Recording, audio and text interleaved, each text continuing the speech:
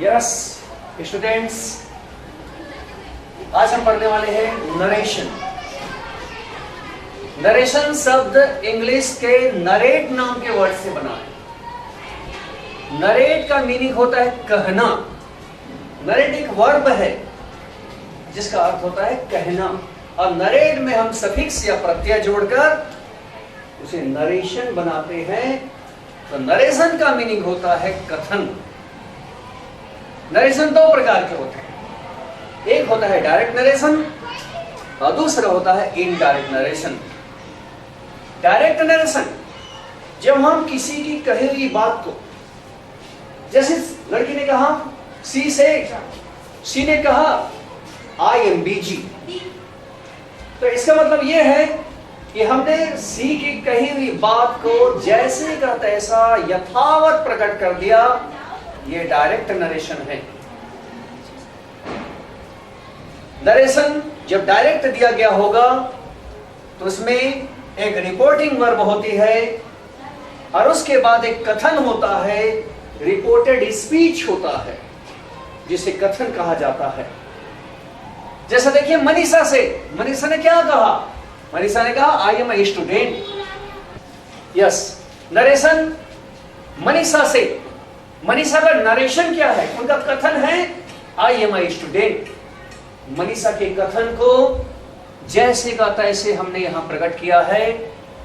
हमने एक शब्द, एक कुछ भी नहीं बदला। ये डायरेक्ट नरेशन है। उसे इनडायरेक्ट में हमें चेंज करना है। जब भी डायरेक्ट नरेशन को इनडायरेक्ट में चेंज करें तो कुछ रूल्स आपको फॉलो करने हैं। और रूल्स कौन से हैं? चलिए देखते हैं। जैसा देखिए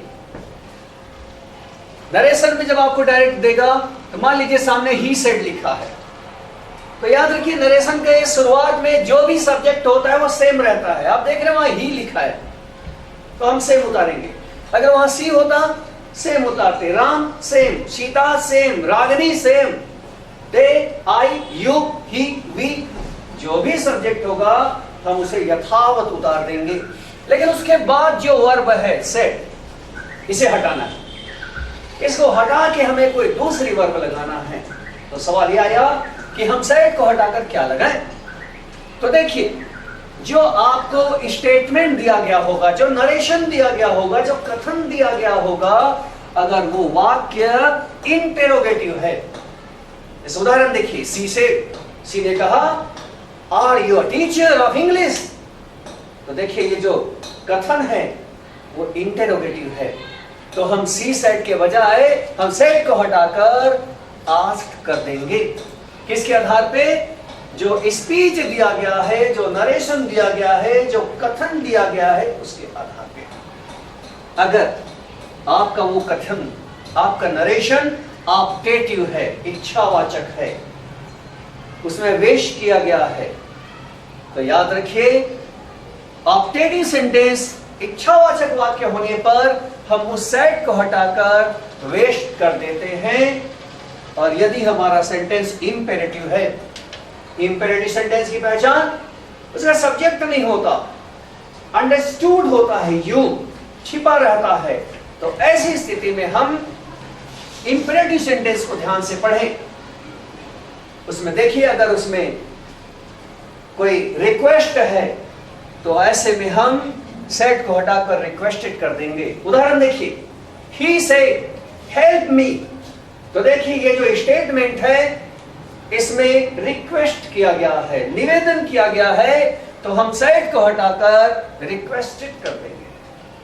अगर आपको लगता है उस स्टेटमेंट को पढ़ने से आदेश दिया जा रहा है, द ऑफिसर से, द ऑफिसर से go to the classes, go to the office, go to the rooms, complete the work in time.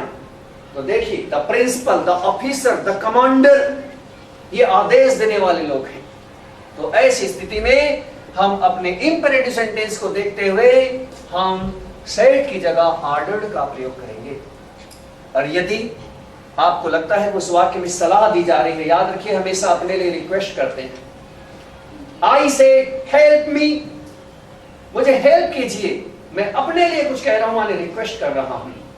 और यदि मैंने कहा आई सेड हेल्प हर, तो याद रखिए दूसरे के लिए हमेशा एडवाइस दिया जाता है, सलाह दिया जाता है, और ऐसी स्थिति में सेड को हटाकर हम एडवाइस का प्रयोग करेंगे। इसके पश्चात देखिए, अगर एक्सक्लेमेटरी सेंटेंस है, एक्सक्लेमेटरी सेंटेंस किसे कहते हैं? विस्मय आदि सूचक वाक्य। एक ऐसा वाक्य जिसमें अत्यधिक आश्चर्य शो किया गया है, अत्यधिक दुख शो किया गया है, अत्यधिक खुशी शो की गई है। क्रिकेट का मैच इंडिया ने जीता और लोग चिल्ला उठे, वी हैव वॉन, हम जीत गए। तो यहां पर अत्यधिक खुशी का भाव है और वाक्य के अंत में एक्सक्लेमेशन का मार्क लगा होगा, विस्मय सूचक चिन्ह लगा होगा। ऐसी स्थिति में आप एक्सक्लेमेटरी सेंटेंस और एक्सक्लेमेशन के मार्क को देखकर सेड को हटाइए, उसकी जगह एक्सक्लेम्ड का प्रयोग कीजिए। अब देखिए असर्टिव सेंटेंस। प्रश्न ये है, असर्टिव सेंटेंस किसे कहते हैं? असर्टिव सेंटेंस का हिंदी में अर्थ होता है निश्चयवाचक वाक्य।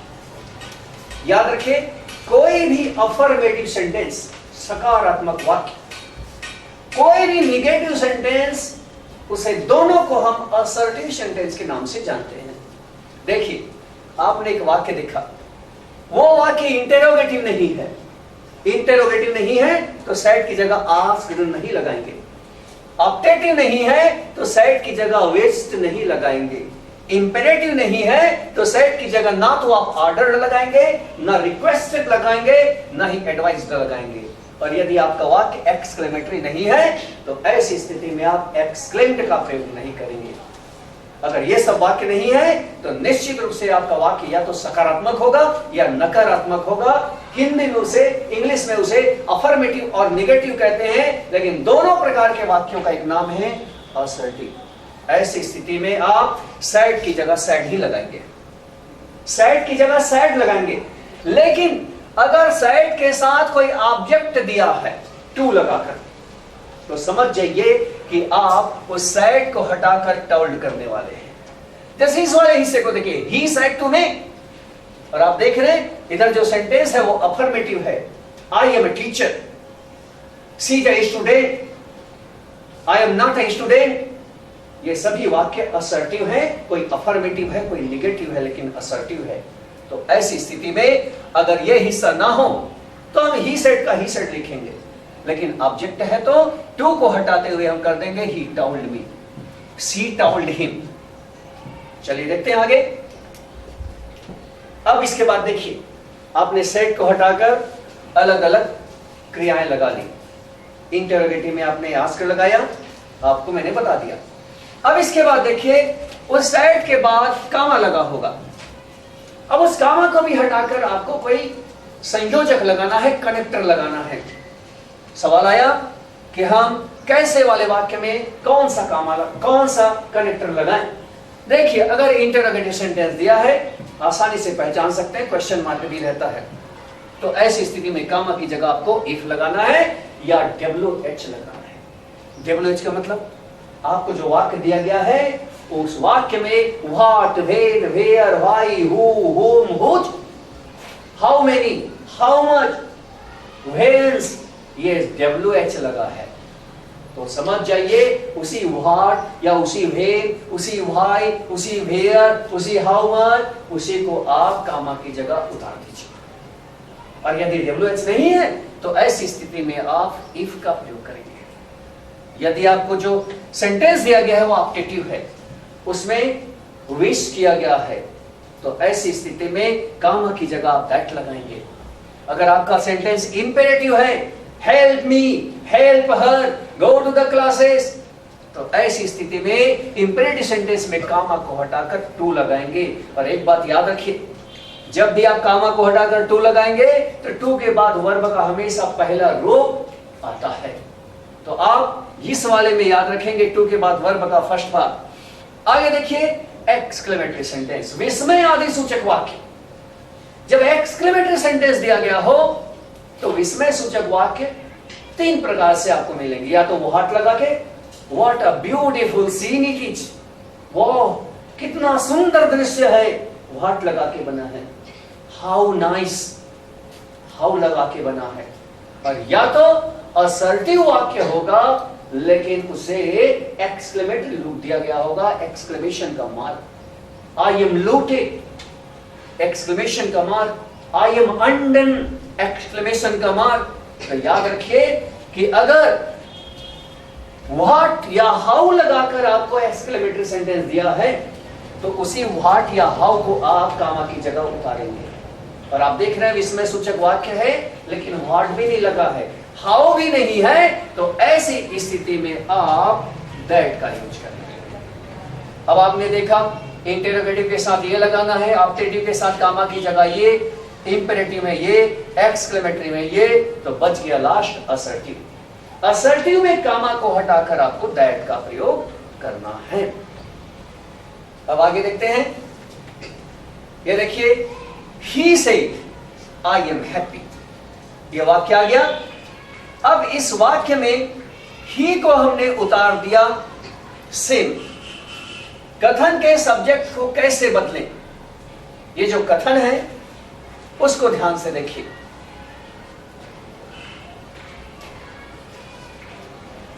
हम सेड को बदलना सीखे, कामा को बदलना सीखे, सेड को बदलना सीखे, कामा बदलना सीखे, सेड को बदलना सीखे, कामा।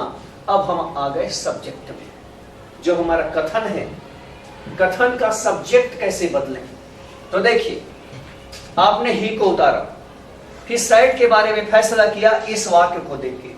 अगर ये वाक्य इंटेरोगेटिव होता तो सेड की जगह आस्क आ जाता, ऑप्टेटिव के आधार पे विज्ड हो जाता, इंपेरेटिव के आधार पे हम रिक्वेस्टेड या ऑर्डर्ड या एडवाइज्ड लगाते। लेकिन आप देख रहे हैं आपका वाक्य असर्टिव है और सेड के बाद कोई ऑब्जेक्ट भी नहीं है, तो सेड का सेड हो गया। कामा की जगह आपको दैट लगाना है इस वाले वाक्य में। अब इस आई को कैसे बदलें। अगर देखिए आपका सब्जेक्ट जो नरेशन, जो स्पीच दिया गया है, जो रिपोर्टेड स्पीच कहलाता है, उसका सब्जेक्ट यदि आई या वी है तो उसे बदलना है। लेकिन आई और वी फर्स्ट पर्सन को किसके आधार पे बदलना है, इसके लिए हमें जाना होगा इस सब्जेक्ट के पास। हम आई को हटाकर कर देंगे ही।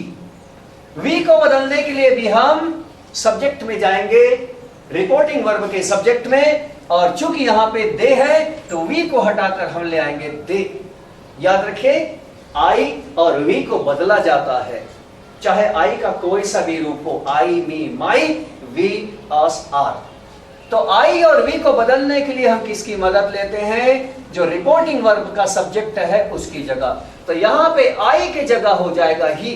देखिए, सी से, सी ने कहा आई एम अ गर्ल, तो सी ने कहा तो सी सब्जेक्ट आ जाएगा आई की जगह। तो हम यहां हो जाए कर देंगे आई को हटाकर सी। अब दूसरी बात, अगर सब्जेक्ट यू है, देखिए आई और वी को उस सब्जेक्ट के आधार पे, और यदि यू हो तो यू को बदलने के लिए हमें मदद लेना होता है रिपोर्टिंग वर्ब के ऑब्जेक्ट का। अब देखिए, आप यू को हटाएंगे लेकिन यू यहां पे सब्जेक्ट है, कर्तावाचक है, तो ऐसी स्थिति में आप याद रखिए आप क्या ला रहे हैं, मी ला रहे हैं। तो देखिए, आई, मी तो ऑब्जेक्ट है और आप हटा रहे हो वो सब्जेक्ट है, तो आपको इस मी को सब्जेक्ट बनाकर लाना होगा। आप ऐसा नहीं कर सकते कि यहां मी को ले आए, me was a good boy, ऐसा कभी नहीं होगा। तो यू चूंकि सब्जेक्ट है, तो देखिए आई और वी को सब्जेक्ट के आधार पे बदलिए, यू को ऑब्जेक्ट के आधार पे बदलिए, लेकिन एक सावधानी कि चूंकि यू को आप हटा रहे हैं और यू सब्जेक्ट है, तो जिस ऑब्जेक्ट के आधार पे आप बदलने वाले हैं यू को, उस ऑब्जेक्ट को सब्जेक्ट बनाकर लाइए। पर मान लीजिए यहां ऑब्जेक्ट नहीं है और यू को बदलना है, तो ऐसे स्थिति में आप अपने मर्जी से ही या सी मान लीजिए। आप चाहे तो ही ले आइए, आप चाहे तो सी ले आइए, लेकिन एक शर्त, यहां पे ऑब्जेक्ट नहीं होना चाहिए। और यदि ऑब्जेक्ट है तो यू को आप ऑब्जेक्ट के आधार पे बदलेंगे। तो देखिए, जो कथन है उनके 3 सब्जेक्ट को याद रखिए, बिल्कुल बदलना है। एक है आई, चाहे कोई सा भी रूप हो आई का, आई, मी, माई, बदलना है सब्जेक्ट के आधार पे। वी, अस, आर, बदलना है सब्जेक्ट के आधार पे। यू, बदलना है ऑब्जेक्ट के आधार पे। लेकिन यू हो, चाहे यू ऑब्जेक्ट हो, चाहे योर हो, आपको बदलना है। इसके बाद देखिए बाकी, जैसा यहां देखिए ही इज हैप्पी। अब इन तो तीनों को छोड़ के, आई वी यू को छोड़कर कोई भी सब्जेक्ट होगा उसे यथावत उतार देना है। जैसा देखिए सी सेड का सी सेड, कामा का दैट, उसके बाद ही का ही, आप नहीं बदलेंगे। और आगे कहता है ही इज हैप्पी, तो बाकी जितने भी सब्जेक्ट होते हैं इन तीन को छोड़कर, आई वी और यू को छोड़कर बाकी सब्जेक्ट को सेम उतार देते हैं। इस वाले एग्जांपल में ही है, उतार दीजिए सी होता, उतार देते ईट होता, उतार देते राम, उतार देते श्याम, उतार देते, बाकी तीन को बदलते हैं। चलिए अगला स्लाइड देखें। अब देखिए हम अब वर्ब में आ रहे हैं। सबसे पहले हमने देखा सब्जेक्ट हमने यथावत उतारा, सेट को हमने अलग अलग तरीके से बदला वाक्य को ध्यान में रखते हुए, कामा को हमने अलग अलग तरीके से बदला वाक्य को ध्यान में रखते हुए। उसके बाद हम सब्जेक्ट के बारे में आए, जो हमारा स्टेटमेंट है, हमारा कथन है, उसके सब्जेक्ट को देखकर हमने बदला। अब हम उसके वर्ब में आ रहे हैं। यदि आपको यहां पर जो वर्ब दी गई है वो पास्ट टेंस की वर्ब है, सेकंड फॉर्म है, तो याद रखिए इस वर्ब को आपको जरूर बदलना है। कैसे? अगर आपको क्वेश्चन में एम इज आर दिया हुआ है तो बदलना है, आपको उसे वाजवर करना पड़ेगा। लेकिन एक सावधानी, अगर यहां पर said past simple tense second form of the verb है तो याद रखिए एम इज आर को बदल के आपको वाजवर करना पड़ेगा। वाजवर दिया है क्वेश्चन में तो उसे बदलकर हैड बीन करेंगे, और यदि क्वेश्चन में ही हैड बीन लगा है तो उसे आप सेम उतार दीजिए। एम इज आर को वाजवर, वाजवर को हैड बीन को सेम उतार दीजिए। यदि आपके क्वेश्चन में यहां ध्यान देते हुए अगर यहां पे पास्ट टेंस की वर्ब है सेकंड फॉर्म, तो फर्स्ट फॉर्म अगर यहां दिया है आपके कथन में तो उसे बदल के सेकंड फॉर्म कर दीजिए। और यदि आपके क्वेश्चन में ही सेकंड फॉर्म दिया है तो हेड लगा के थर्ड फॉर्म, और यदि हेड लगा के थर्ड फॉर्म दे दिया है तो सेम उतार दीजिए, उसे नहीं बदलेंगे। यदि आपके यहां पर वर्ब में हैव या हैज है और यहां पे पास्ट टेंस की वर्ब है तो हैव या हैज को बदलना होगा, आपको हैड करना होगा, हैड को सेम उतारेंगे। डू या डज होगा तो डिड कर दीजिए। और यदि आपके क्वेश्चन में यहां डिड नॉट के साथ वर्ब का फर्स्ट फॉर्म दिया है, इसको ध्यान दीजिए, पास्ट टेंस है तो डिड नॉट के साथ पहला रूप दिया है, उसे बदल के हैड नॉट के साथ तीसरा रूप करना होगा, और हैड नॉट के साथ तीसरा रूप है तो सेम उतार दीजिए। अब इसके बाद देखिए अगर सेल या विल दिया है यहां पे हेल्पिंग वर्ब, सेल या विल, तो सेल का शुड ना करें, सेल का भी वुड करें। सेल या विल को वुड कर दीजिए, और वुड दिया है आपको तो सेम उतारिए। कैन को कुड कर दीजिए और कुड को सेम उतारिए। मे का माइट कीजिए और माइट का सेम उतारिए, और मस्ट दिया है तो मस्ट का मस्ट उतार दीजिए। अब देखिए अदर वर्ड्स में ध्यान देना है, आपको जो कथन दिया गया है उसमें अन्य शब्द भी होते हैं, पूरे अन्य शब्दों को सेम उतारना है, आपको कोई चेंज नहीं करना है। लेकिन एक सावधानी, अगर अदर वर्ड्स में हियर लगा है तो देयर कर दीजिए, दिस लगा है तो दैट कर दीजिए, दीज लगा है तो दौज कर दीजिए, टुडे है तो दैट डे कर दीजिए, यस्टरडे है तो लास्ट डे कर दीजिए, टुमारो है आने वाला कल तो नेक्स्ट डे कर दीजिए, जस्ट को देन कर दीजिए, नाउ को देन कर दीजिए। अब देखिए सेंटेंस, मान लीजिए एग्जाम में ये वाक्य आया, ही सेड, क्या कहा ही ने, एम आई ए सिंपलटन, क्या मैं मूर्ख हूं, ये वाक्य आया, इंटरोगेटिव सेंटेंस है। नरेशन बनाने के लिए सबसे पहले ध्यान आपको इस सेंटेंस में देना है। आपका सेंटेंस इंटरोगेटिव है तो याद रखिए सेड को बदलना है आपको, और सेड की जगह आप करने वाले हैं आज। लेकिन एक सावधानी, नरेशन बनाने के पहले डायरेक्ट को इनडायरेक्ट में चेंज करने के पहले ये जो सेंटेंस है इंटरोगेटिव, इसे असर्टिव सेंटेंस में बदल दीजिए। असर्टिव का मतलब अफर्मेटिव या निगेटिव। निगेटिव कब बनाएंगे आप? अगर इस वाक्य में नॉट लगा है तो नॉट हमें इंडिकेट कर रहा है, संकेत दे रहा है कि मुझे इस वाक्य को निगेटिव बनाना है। अगर यहां पे नॉट होता हम इसको सीधा कर देते assertive, I am not a simpleton, full stop, मैं मूर्ख नहीं हूं। लेकिन नॉट नहीं है नहीं है तो हम अफर्मेटिव बनाएंगे। तो अफर्मेटिव बनाने के लिए हमें एम को सब्जेक्ट के बाद लाना होगा। ये वाक्य हो जाएगा आई एम अ सिंपलटन। वाक्य को असर्टिव करने के बाद अब इसको बदलिए। अब देखिए, याद रखिए, इंटेरोगेटिव सेंटेंस है, इसलिए सेट की जगह आपने आस्क किया। इंटेरोगेटिव सेंटेंस है, कामा की जगह इफ लगाया आपने। अगर आपकी इस वाक्य में व्हाट, व्हेन, वेयर, व्हाई होता तो व्हाट, व्हेन, वेयर, व्हाई तो WH है, आप इफ नहीं लगाते, बल्कि यहां पे उस व्हाट या व्हेन या वेयर या व्हाई को यहां उतार देते। तो देखिए क्या हुआ, ही सेड आपने बनाया, ही आस्क्ड, कामा की जगह आपने उतार दिया इफ। अब देखिए यहां सब्जेक्ट में आई है, आई को बदलने के लिए रिपोर्टिंग वर्ब के सब्जेक्ट में जाइए, तो हो गया ही।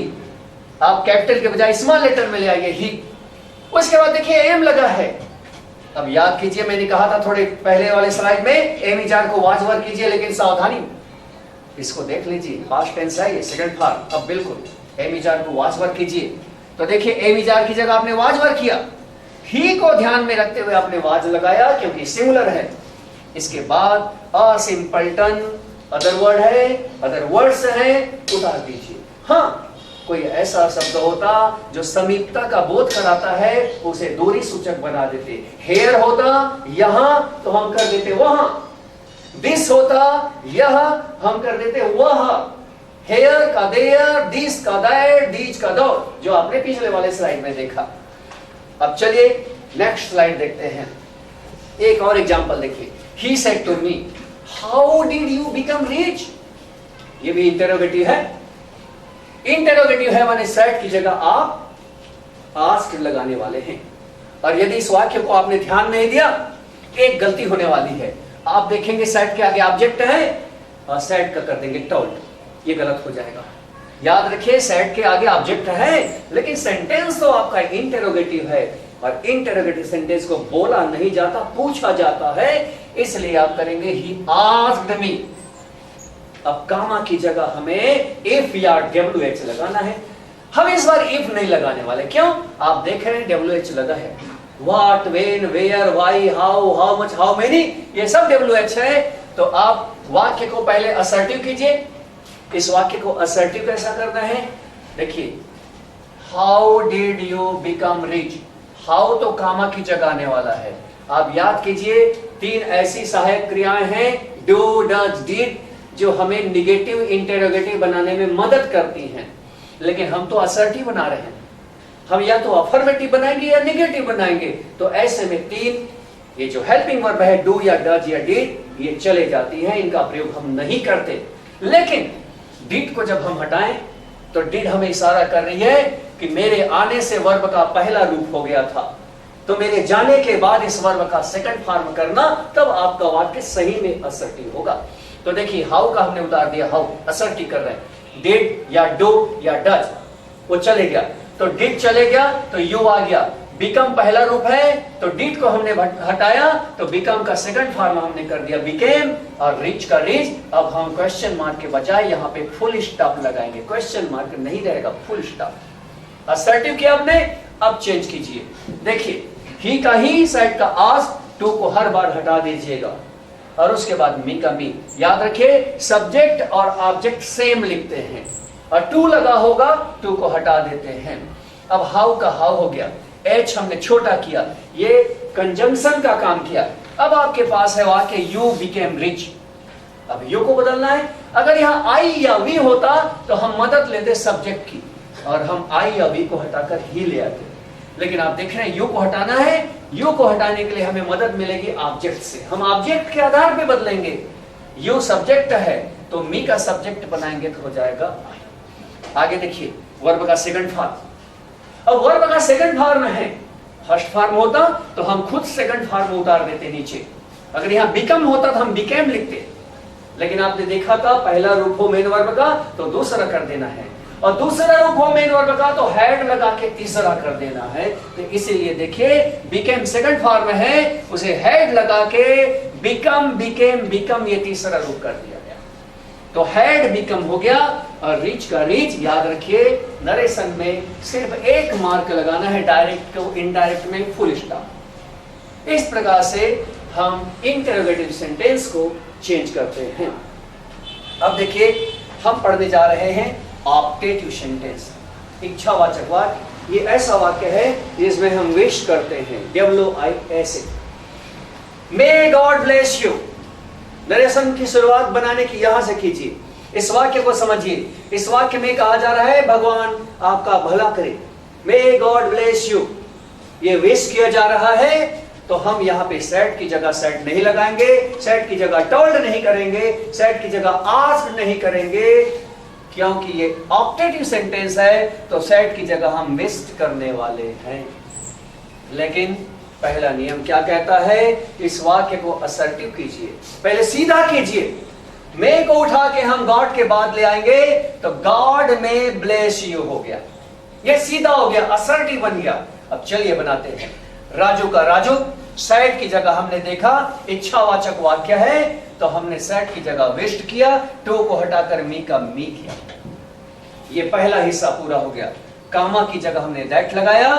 अब गॉड, याद रखिए 3 ऐसे सब्जेक्ट हैं जिनको बदलना है, आई, वी और यू, बाकी को नहीं बदलना है।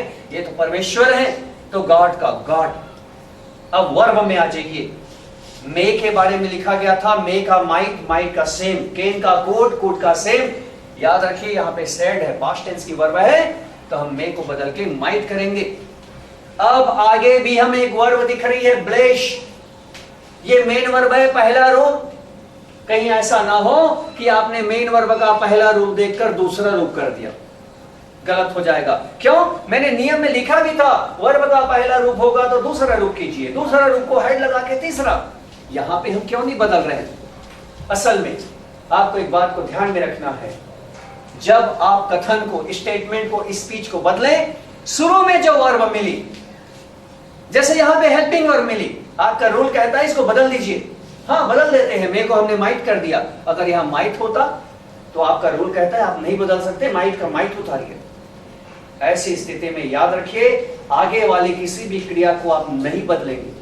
सामने में जो वर्ब मिली, चाहे वो हेल्पिंग वर्ब हो, चाहे मेन वर्ब हो, आपका रूल कहता है इसको बदल दीजिए, बदल दीजिए। आपका रूल कहता है इसे नहीं बदल सकते, मत बदलिए। आगे की किसी भी क्रिया को आप नहीं बदलेंगे, यथावत रहेगा।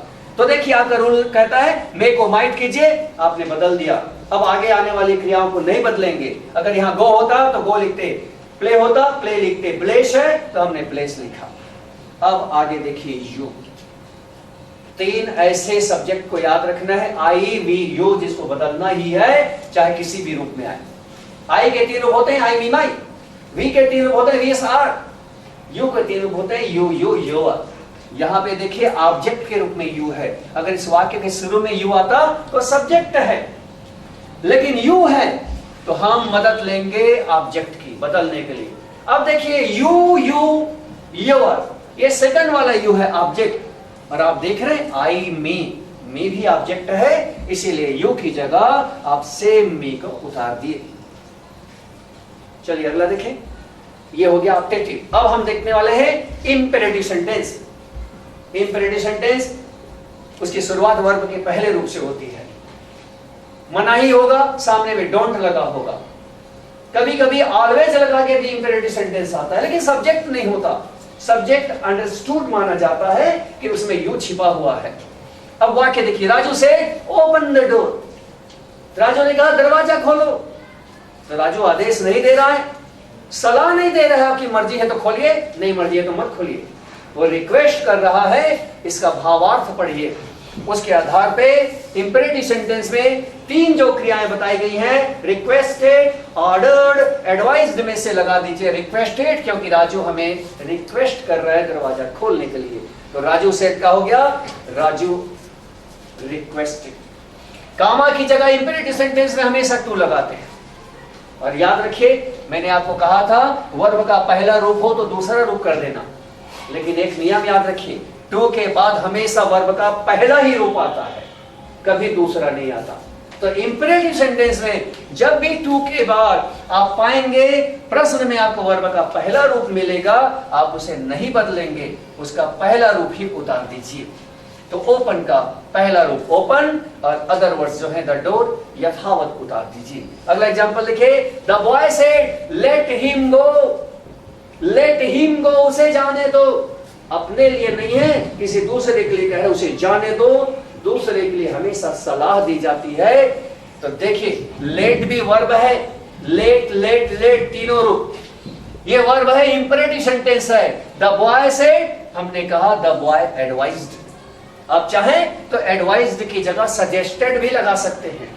सजेस्ट का मतलब होता है सुझाव देना, दोनों सेम है, कोई अंतर नहीं है। द बॉय एडवाइज्ड या द बॉय सजेस्टेड। कामा की जगह लगाइए टू, टू के बाद वर्ब का पहला रूप हिम थर्ड पर्सन है। अगर I me my we us our you you your होता तो बदलते, ये तो थर्ड पर्सन है, यथावत उतार दीजिए गौ का गौ। याद रखिए यहां गौ पहला रूप है, वेट नहीं करेंगे। क्यों? क्योंकि टू के बाद आपने देखा लेट है, लेट का आपने लेट उतारा, आगे वाली क्रियाओं को आप नहीं बदलेंगे। इस प्रकार से आपका इंपेरेटिव सेंटेंस बनाया जाता है। चलिए अगला देखें, द ऑफिसर से कम इन टाइम। अब ऑफिसर आदेश दे रहा है और रिक्वेस्ट नहीं कर रहा, तो ऐसी स्थिति में देखिए इंपेरेटिव सेंटेंस है कम इन टाइम, समय में आइए।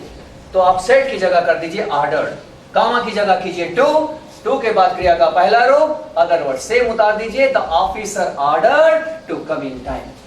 कभी कभी इंपेरेटिव सेंटेंस में मना किया जाता है डोंट लगा के।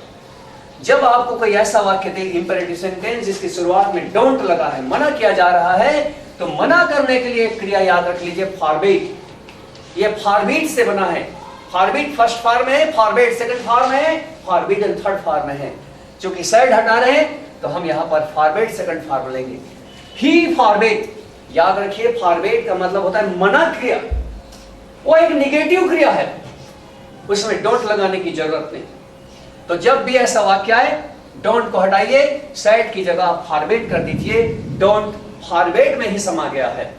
ही फॉरबिड। अब कामा की जगह टू लगाइए, अब हमको डोंट लगाने की जरूरत नहीं, क्योंकि डोंट का काम फॉरबिड स्वयं कर रहा है, मना किया। अब उसके बाद क्रिया का पहला रूप उतारिए और अदर वर्ड को भी उतार दीजिए। आंसर बना ही फॉरबिड टू लाफ लाउडली। अब देखिए एक्सक्लेमेटरी सेंटेंस, विस्मय आदि सूचक वाक्य। What a beautiful garden it is, ये चिन्ह भी आपको इशारा कर रहा है, विस्मय सूचक वाक्य है। तो ऐसे में सेट की जगह लगाइए एक्सक्लेम्ड। तो ये हो गया सी एक्सक्लेम्ड। अब आप देख रहे हैं कि यहां पे WH लगा है, जब भी WH लगा है तो कामा की जगह WH को उतार देते हैं। और आप देख रहे हैं WH के साथ कुछ फ्रेज माने वाक्यांश भी जुड़ा हुआ है, इसको एडजेक्टिव फ्रेज कहते हैं। तो WH के साथ जो भी वाक्यांश जुड़े हैं, दो या दो से अधिक शब्द, उन्हें वाक्यांश कहते हैं, उनको यथावत उतार दीजिए। तो देखिए व्हाट अ ब्यूटीफुल गार्डन, हमने यथावत उतार दिया है व्हाट अ ब्यूटीफुल गार्डन। आखिरी में देखिए सब्जेक्ट है ईट, याद रखिए आई होता तो बदलते, वी होता बदलते, यू को बदलते, बाकी को नहीं बदलते, तो ईट का ईट। लेकिन आप देख रहे हैं यहां पे सेट लगा है पास्ट टेंस, तो पास्ट टेंस में है वर्ब, तो ए विचार का वाजवर करना है, तो यहां पर ईट को ध्यान में रखते हुए हमने वाज का प्रयोग किया। तो आंसर बन गया C exclaimed what a beautiful garden it was. याद रखिए हाउ से भी एक्सक्लेमेटरी सेंटेंस बनाया जाता है। अगर हाउ लगा के आया है जैसे वार से, तो आप हाउ को उतार दीजिए कामा की जगह, और उसके साथ जो फ्रेज जुड़ा होगा उसको भी उतार दीजिए। इस वाक्य को देखिए, आई am looted said the women. कभी कभी नरेशन में ऐसे क्वेश्चन आते हैं जिसमें स्टेटमेंट को, जिसमें कथन को सामने कर दिया जाता है और वो वर्ब और सब्जेक्ट को बाद में लाया जाता है। लेकिन जब आप आंसर बनाएं तो आप इसे सीधा कर लें। जैसे क्वेश्चन देखिए, आई एम लूटेड, पहले वाक्य आ गया, कथन आ गया, मैं लूट गई। सेड माने बोली, कौन बोली? वुमेन। इसको पहले सीधा कीजिए बनाने के पहले। तो जब सीधा करेंगे तो ये हो जाएगा द वुमेन सेड, सीधा हो गया। अब वो वाक्य इधर आ जाएगा, आई एम लूटेड। रब में पहले आप सीधा कीजिए, उसके बाद देखिए विस्मय सूचक चिन्ह आपको इशारा कर रहा है कि सेड की जगह आपको एक्सक्लेम्ड लगाना है। एक्सक्लेम का मतलब होता है चीखना, खुशी से, दुख से, आश्चर्य से। इसीलिए सेड की जगह हो गया द वुमेन एक्सक्लेम्ड। और आप देख रहे हैं WH नहीं है, तो WH नहीं है तो कामा की जगह आप दैट लगाएंगे। अब बाकी नियम जो आपने शुरू से सीखा है, आई को बदलिए सब्जेक्ट के आधार पे, द वुमेन के लिए आप ले लेंगे शी। अब एम इजार को बदल के आपको कर देना है वाज या वर, सी के साथ आप लगाएंगे वाज, और अदर वर्ड जो है उतार दीजिए लूटेड का लूटेड। तो आंसर बना the women exclaimed that she was looted. अब चलिए देखते हैं, अंतिम है slide, assertive sentence. Assertive sentence affirmative या निगेटिव को कहा जाता है। आई नो इंग्लिश लैंग्वेज, मैं इंग्लिश भाषा जानती हूं, सी ने कहा। तो देखिए इंटरोगेटिव होता, सेट की जगह आस्क आता।